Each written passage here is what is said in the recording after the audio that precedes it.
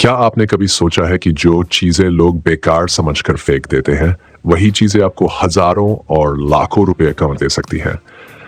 सुनने में अजीब लगता है ना? हम अक्सर सिर्फ सोचते हैं कि बड़ा बिजनेस करने के लिए बड़ी फैक्ट्री, नई मशीनें या महंगे प्रोडक्ट्स चाहिए होते हैं।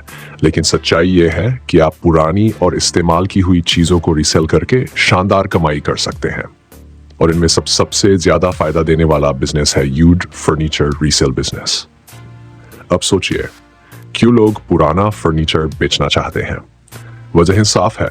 लोग शहर बदलते हैं, किराए के घर से खुद के घर में जाते हैं या अपने घर का इंटीरियर बदलते हैं, और ऐसे में वे अपना पुराना फर्नीचर बेचने की सोचते हैं। दूसरी तरफ ऐसे लाखों लोग होते हैं जो नया फर्नीचर नहीं खरीद सकते या खरीदना नहीं चाहते क्योंकि उनकी जरूरत कुछ समय की होती है या वे बजट में रहना चाहते हैं। इन दोनों के बीच पुल बनाता है यूड फर्नीचर रीसेल बिजनेस, यानी कम कीमत में अच्छा फर्नीचर लेकर थोड़ा ठीक करके और फिर बढ़िया मार्जिन पर आगे बेचना। इस बिजनेस की सबसे बड़ी खासियत है कि इसे कम निवेश में शुरू किया जा सकता है। आप सिर्फ 5,000 या 10,000 रुपये से भी शुरुआत कर सकते हैं। शुरुआत में आपको ज्यादा स्टॉक जमा करने की जरूरत नहीं, बल्कि आपको सीखना होगा कि कहां से सस्ता और अच्छा माल उठाया जाए। इसके लिए आप लोकल ऑनलाइन क्लासिफाइड साइट्स देख सकते हैं, जैसे OLX, फेसबुक मार्केटप्लेस या लोकल व्हाट्सएप ग्रुप्स। लोग वहां अक्सर बेहद सस्ते दामों पर फर्नीचर बेचना चाहते हैं, कभी कभी तो सिर्फ इस शर्त पर कि कोई आकर ले जाए। अब यहाँ असली खेल आपकी नजर और समझ का होता है। आपको देखना होगा कि कौन सा फर्नीचर मरम्मत करके या हल्का फुल्का पॉलिश करके नए जैसा बनाया जा सकता है।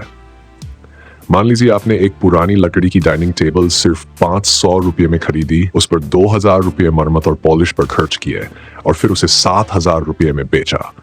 सोचिए कितनी अच्छी कमाई हो सकती है। यही वजह है कि इस बिजनेस में प्रॉफिट मार्जिन बहुत अच्छा होता है, कभी कभी 50% से लेकर 100% या उससे ज्यादा तक। अब सवाल उठता है, ग्राहक कहाँ मिलेंगे? इसके लिए आपको थोड़ी मार्केटिंग करनी होगी। सबसे आसान तरीका है सोशल मीडिया प्लेटफॉर्म्स का इस्तेमाल। आप इंस्टाग्राम और फेसबुक पर एक पेज बना सकते हैं जहां आप अपने स्टॉक की अच्छी तस्वीरें डालेंगे, ऑफर बताएंगे और लोकेशन व डिलीवरी सर्विस की जानकारी देंगे। साथ ही लोकल कस्टमर्स के लिए व्हाट्सएप स्टेट्स और ग्रुप्स का इस्तेमाल भी बहुत कारगर होता है। एक और तरीका है छोटे रिटेलर्स या ऑफिसेस से संपर्क करना। बहुत सी कंपनियां अपने ऑफिस फर्नीचर को अपग्रेड करना चाहती हैं, लेकिन वे नया खरीदने में ज्यादा पैसा नहीं लगाना चाहती। ऐसे में आप उन्हें सेकंड हैंड फर्नीचर ऑफर कर सकते हैं। इसके अलावा नए रेस्टोरेंट्स, कैफे, हॉस्टल्स और PG मालिकों को भी सस्ते और टिकाऊ फर्नीचर की जरूरत होती है, और वे अक्सर सेकंड हैंड सामान खरीदने के लिए तैयार रहते हैं।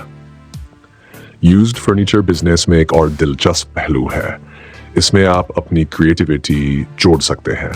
उदाहरण के लिए पुरानी लकड़ी की कुर्सियों को पेंट करके रंगीन और मॉडर्न बना सकते हैं, पुरानी अलमारियों में नया डिजाइन डाल सकते हैं, या डाइनिंग टेबल को रिफर्बिश करके उसे बिल्कुल नया लुक दे सकते हैं।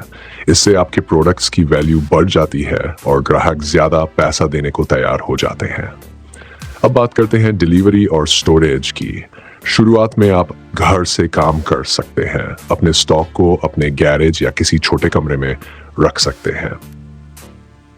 जैसे जैसे बिजनेस बढ़ेगा, आप छोटा गोदाम ले सकते हैं या पार्टनरशिप में काम कर सकते हैं। डिलीवरी के लिए आप लोकल ट्रांसपोर्टर से टाई अप कर सकते हैं या ग्राहक को पिकअप की सुविधा दे सकते हैं। कई लोग सोचते हैं कि यूज सामान बेचना मुश्किल होता है क्योंकि ग्राहक भरोसा नहीं करते। लेकिन अगर आप पारदर्शिता के साथ काम करते हैं, यानी ग्राहक को सही हालत, सही मरम्मत और सही दाम की जानकारी देते हैं, तो ग्राहक आपसे जुड़ जाते हैं और बार बार लौट कर आते हैं। इस बिजनेस में सबसे अहम चीज होती है आपकी ईमानदारी और क्वालिटी। सोचिए, अगर आप महीने में सिर्फ 10 आइटम्स भी बेचते हैं और हर आइटम 500 रुपये से 2,000 रुपये तक मुनाफा कमाते हैं, तो आपकी महीने की कमाई 10,000 से 20,000 रुपये तक हो सकती है। जैसे जैसे आपका नेटवर्क और क्लाइंट बेस बढ़ेगा, ये इनकम 1 लाख रुपये महीने तक पहुंच सकती है, और वो भी एक ऐसे बिजनेस में जिसे आप शुरू में पार्ट टाइम कर सकते हैं।